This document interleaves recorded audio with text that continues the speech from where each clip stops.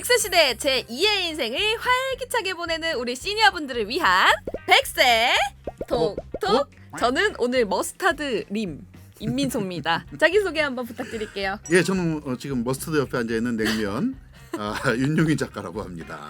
냉면 선생님 안녕하세요. 안녕하세요. 근황이 어떻게 되실까요? 힐링 쪽 교육 프로그램을 주로 했었었는데 네네. 코시국에 오프라인 행사들이 거의 많이 막히다 보니까 저는 새로운 도전으로 하루에 15시간 정도를 책상에 앉아서 공부를 하고 있습니다. 혹시 고시 공부하시나요? 맞습니다. 진짜요? 예. 어떤 공부를 하세요? 기술고시 같은 건데요.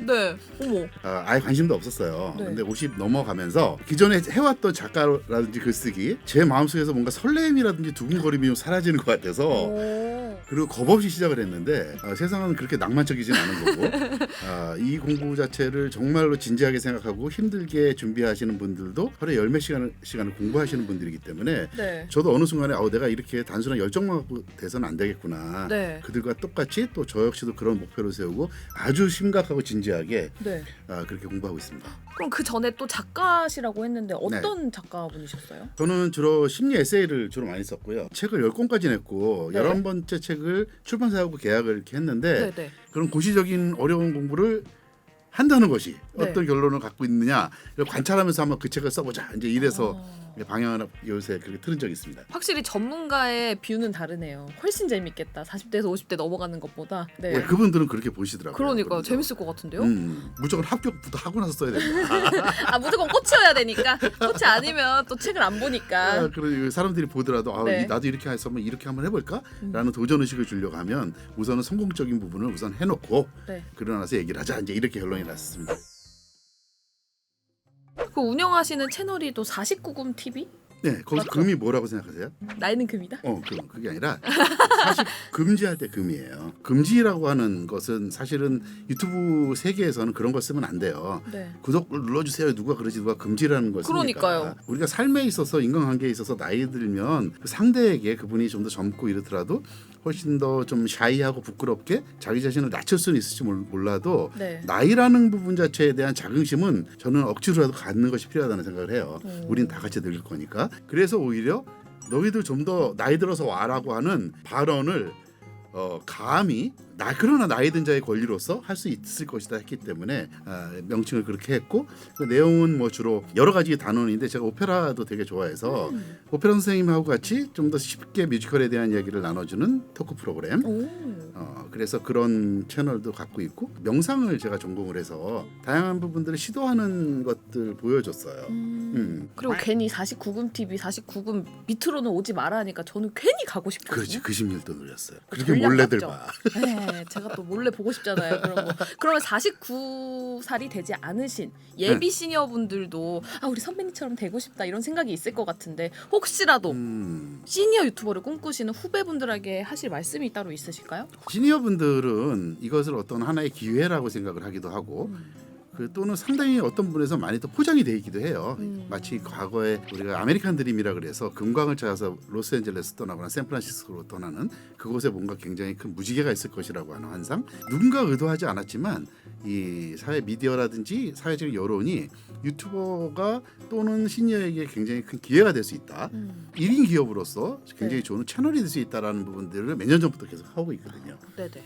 우리 시니어분들이 그런 얘기에 나도 한번 해보자라는 도전을 가지고 남대문 시장을 돌아다니시면서 카메라를 새로 사기도 하고 네. 또 새로운 거 뭔가 배우기도 하고 막 이렇게 의욕을 가지세요. 그러니까 저는 굳이 이거를 잘 돼서 성공하겠다고 한다면 하지 않으시는 게 좋을 것 같다는 생각해요. 성공에 눈이 멀면 오히려 성공하지 못한다. 욕망이라는 건 인생이라는 것은 우린 누구나 자유로워지고 싶잖아요. 네. 근데 우리 20대 30대 때는 자유로울 수가 없어요.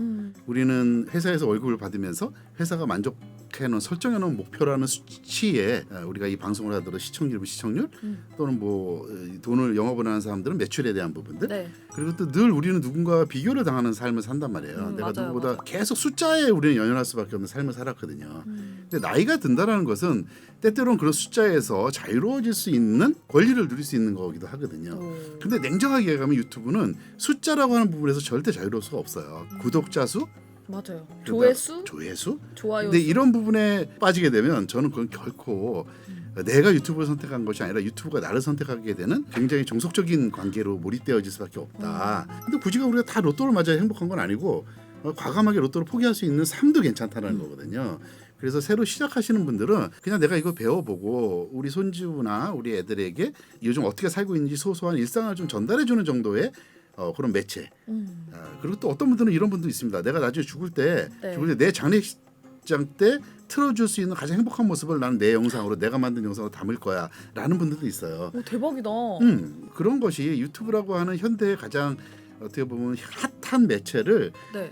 지혜롭게 이용할 수 있는 시니어들의 자세가 아닌가라는 생각을 합니다. 네. 그럼 유튜브 말고 작가 생활 말고 또 새롭게 도전하신 것들 중에서 이건 내가 성공했다 하는 게 따로 있으실까요? 저는 작가로서 운이 되게 좋았습니다. 사실 국문학을 전공한 것도 아니었는데 네. 굉장히 다작을 했고 책들마다 다 잘 됐어요. 그래서 문체부 추천 도서가 되기도 하고 네. 또는 베스트셀러 이런 부분에 다 올라서 그런 부분에서 되게 좋았고요. 그리고 지금 하고 있는 공부도 다른 사람들이 조금 놀랄 정도로 저 나이에 어떻게 이 점수가 이렇게 빨리 도달하지?